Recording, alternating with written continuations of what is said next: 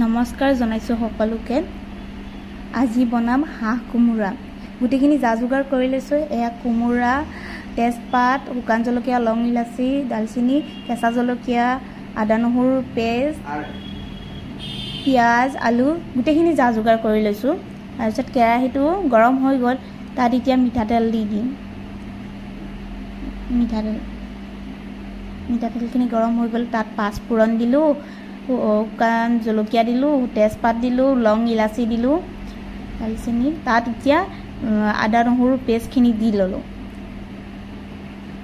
আদা নহৰু পেষ্টখিনি অকণমান ভাজি ল'লোঁ। লোৱা হোৱাৰ পিছত পিঁয়াজখিনি দি এতিয়া ধুনীয়াকৈ ভাজি ল'ম।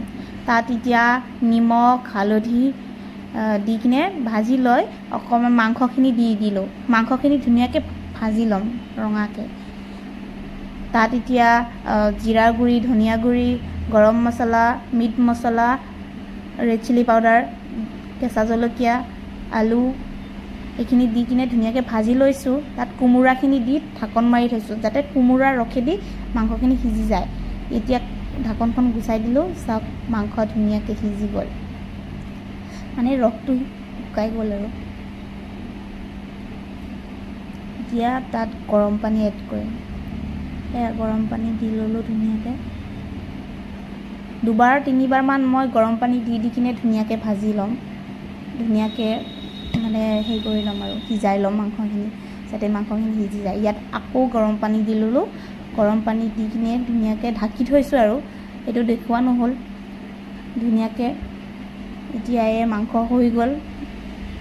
এয়া কি ধুনীয়া কালাৰ আহিলে, মানে বহুত ধুনীয়া কালাৰ আহিলে।